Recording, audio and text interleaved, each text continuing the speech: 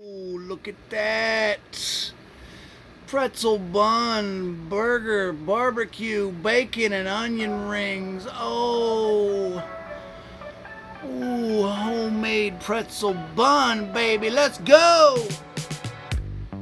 All right, today we're making our own pretzel buns because my store doesn't carry them and they're so good, and yeah, I gotta make them. So the first thing you want to do is get you some warm water. Make sure it is not above 110 degrees. If it is, it'll kill the yeast. Looks like we're at about 107-ish. That's pretty good. Then we want to go ahead. That is, if you read the description, you'll get all the proportions in the description. So to the warm water, I'm adding sugar. Give that a little mix. Then you're going to add the yeast. And for this recipe, it's just 1 packet of yeast, just to make it easier. 1 packet of yeast. Dump that in there, the warm water and sugar mixture. And give that a stir. Make it nice and stirred up. You don't want it to be too gritty anywhere. Try and get it off the edges if you can.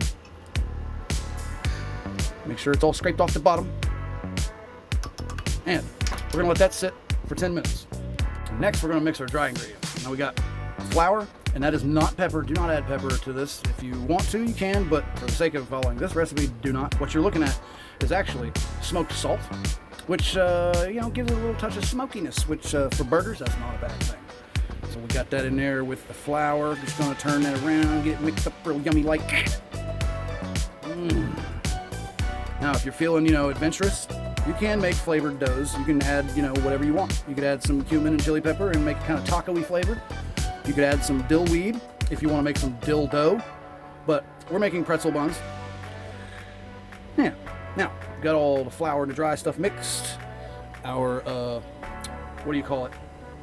Our warm water and yeast should look about like that. It gets nice and bubbly. And we're going to add that in. Yeah. And then we're going to add our butter. This recipe calls for a 1/4 cup of butter, which is 1/2 stick. And you want to use salted butter. Don't be using the unsalted butter unless you want to go back and add more salt. Yeah, 1/2 stick salted butter. Make sure it's nice and room temperature. You don't want to melt it in like the microwave. You don't need it to be runny. In fact, that can kind of ruin the recipe. Room temperature salted butter. And we're just going to give that a mix.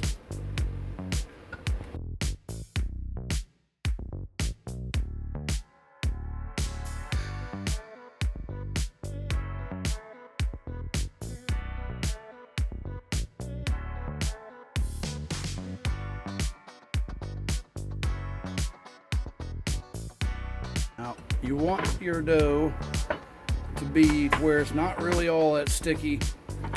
You're going to need this for a good 6 or 7 minutes. And if it continues to stay sticky, add you another little sprinkling of flour. Not much. You don't want to throw off the proportions because, when you're baking, especially with breads, it's more or less chemistry. More chemistry than it is just a set of instructions. There's a lot of recipes. You can substitute this and substitute that, but in general, breads are pretty strict.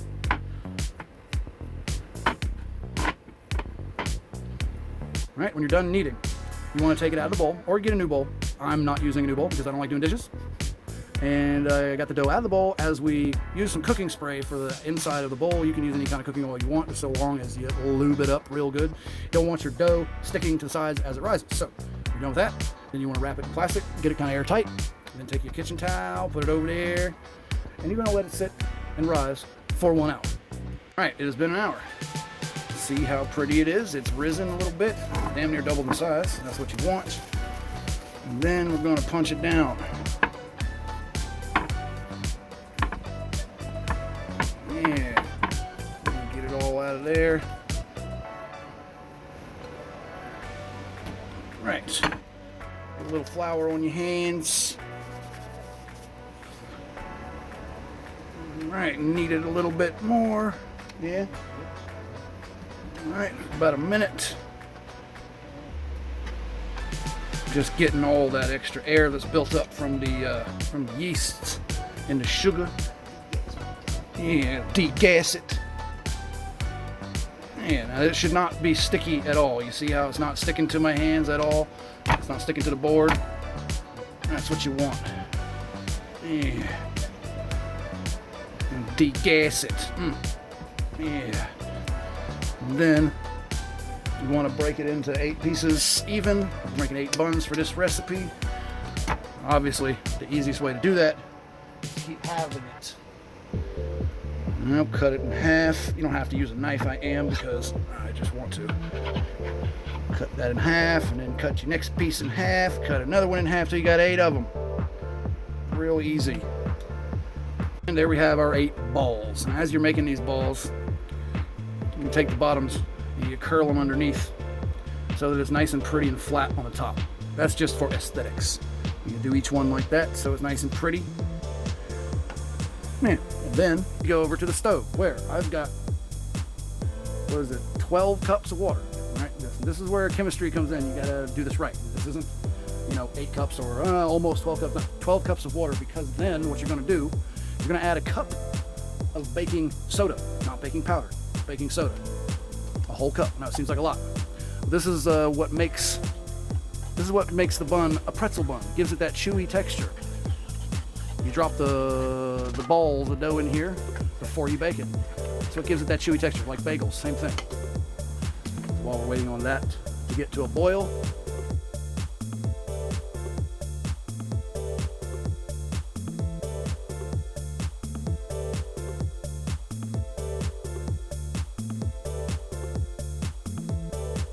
as it comes to a boil, you want a nice deep pot like this, because the baking soda is going to make it extra bubbly.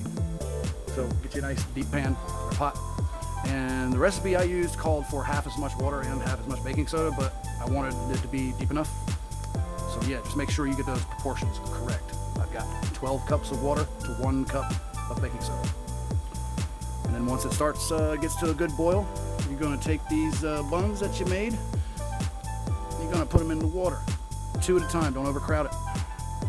They're going to tend to float. It's kind of like making dumplings, and you're only going to let it bubble there for about 30 seconds per side.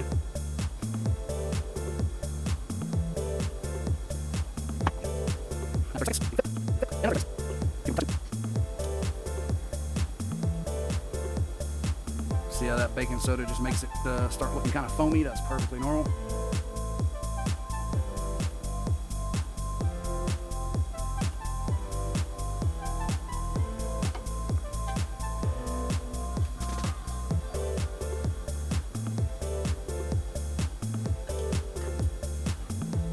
Then after 30 seconds, pull them out and put them on parchment paper.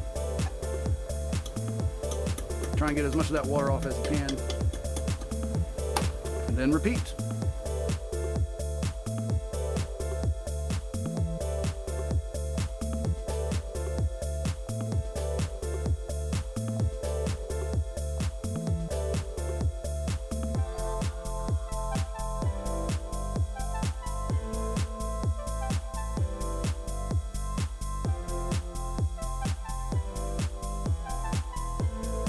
Right about now, you should preheat your oven for 450. And then you're just going to make a pretty little crisscross pattern on the tops of them there. This is the first time I've ever made pretzel buns. So I am just as eager to find out how they turn out as y'all are. Get your crisscross going on there. Doesn't have to be perfect. Pretty much just for looks. You don't want to cut too deep into them either.